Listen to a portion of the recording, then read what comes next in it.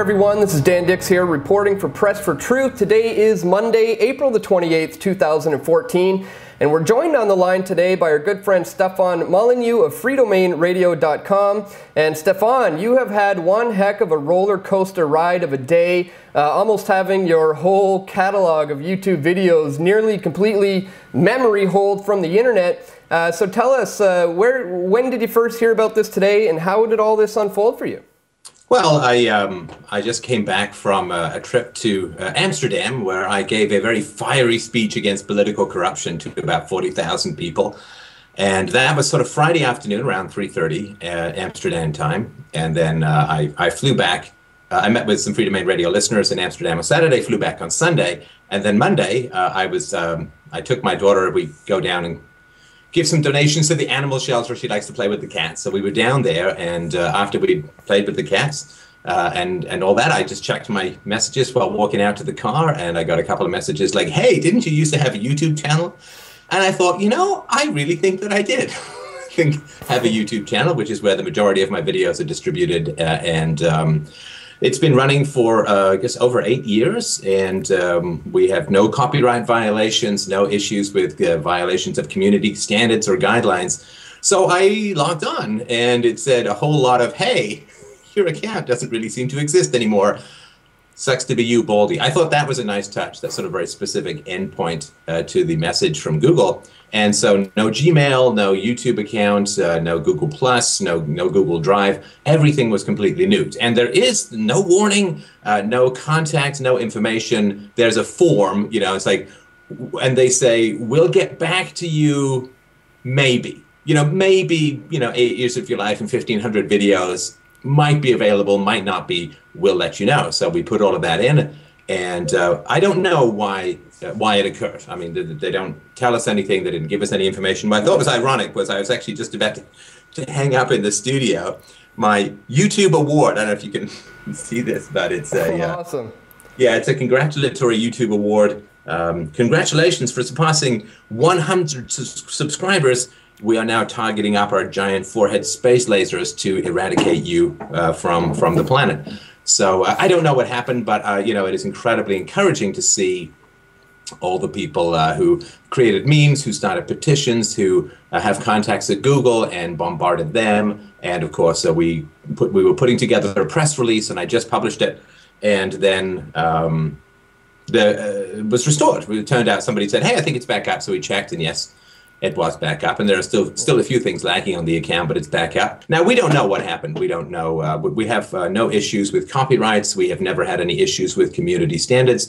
We did a video on circumcision that was flagged adult only, but that was just an informational thing, so we don't know. I did just do this speech on Friday in Amsterdam at the Next Web conference, which was a pretty blistering and popular speech attacking political corruption, particularly as a result of fiat currency. And it's possible, this is sort of the first business day since Friday, so it's possible that this was taken amiss by who knows who. And so I was very heartened to see the degree to which people created memes, created petitions, flooded our email inbox, and donated to help out and wanted to set up a fund and contacted people they knew at Google. And really, you know, the whole community was like a tsunami of intense effort to get the channel restored. And it was after about three and a half hours that the channel came back. Again, no communication, no knowledge of anything that happened. So it may and probably will remain forever a mystery. It's coincidental proximity to, you know, the speech that went out to about 40,000 people at the Next Web conference on Friday. And that's certainly the very biggest speech that I've ever given. You had these giant video monitors and lasers, and you know, I thought they were going to shoot rockets out of water cannons or something. So it was certainly my biggest speech, and to a pretty lefty European crowd, though very nice people as a whole. So it could have had something to do with that. It could be something else. Who knows? But it wasn't any kind of hacking. The passwords, you know, we've changed them all, and they appear to be secure. So that's really as far as we know what happened. Well, as far as having it reinstated, perhaps this is a testament to the power of the internet when people can come together, rally together, and you know, complain to YouTube. And do you think maybe that's had something to do with having the channel reinstated. Recently, our friend Mark Dice had his very popular YouTube channel taken down, and after a huge flooding of complaints online, they were forced to basically look at it and reinstated his channel. Do you think something similar happened with you today? I certainly think that the speed of the reinstatement had a lot to do with the pretty widespread.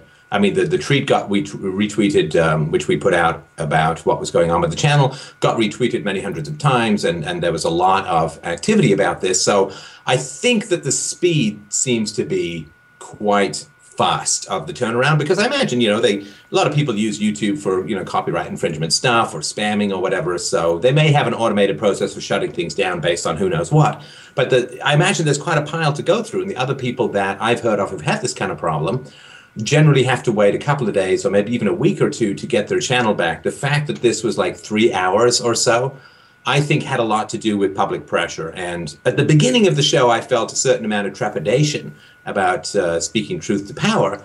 But I really strongly believe that over the last basically 18 to 24 months, I think the show has achieved enough momentum and enough popular support that it would be a pretty hard target to bring down, because it would, I think, bring a pretty strong reaction to a lot of people who find it a very important source of information and insight and all of that. So that it happened right after a giant breakthrough speech to by far the biggest crowd I've ever spoken to. And I think I did a very good speech that really engaged the audience on the problems of political power and the current fiat currency system.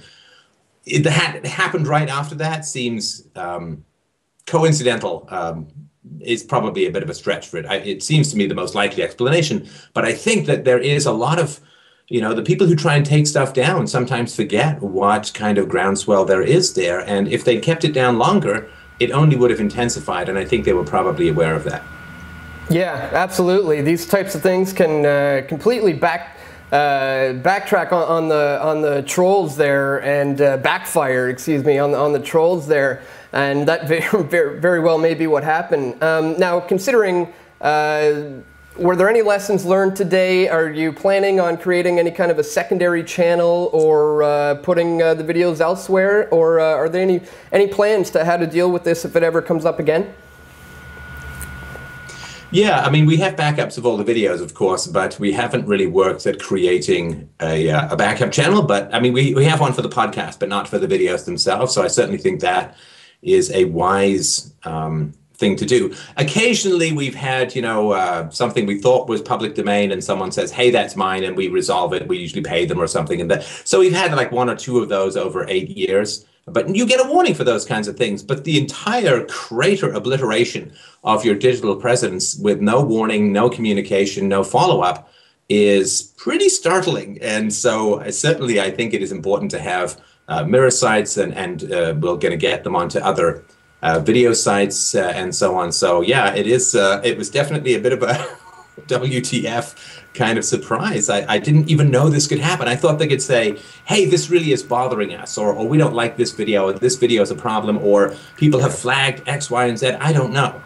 But the degree to which you can simply, 8 years work, 1,500 plus videos can simply vaporize with no warning was a bit of a wake-up call for me about the need for backups. And of course, you can't, we can store the podcasts on our own server, which is fine, right? But video is so bandwidth intensive and requires such a sort of interweb of related videos and suggestions that YouTube is great. And I really like YouTube. Even still, I really like YouTube. But it is definitely a little surprising the degree to which you can just vanish, like Winston Smith down the memory hole style very quickly. So yeah, we're definitely going to be looking into some alternatives as well.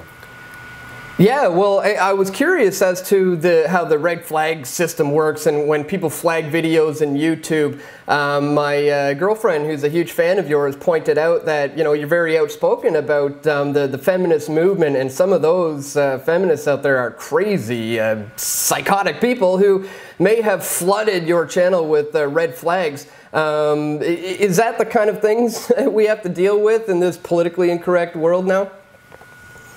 I've never had a huge problem with feminists. We actually just had this great meetup of Freedomain Radio listeners when I was in Amsterdam. We spent like 11 hours chatting about philosophy, and there was a fairly substantial number of women there, and we chatted about their thoughts about some of my videos on feminism and all of that.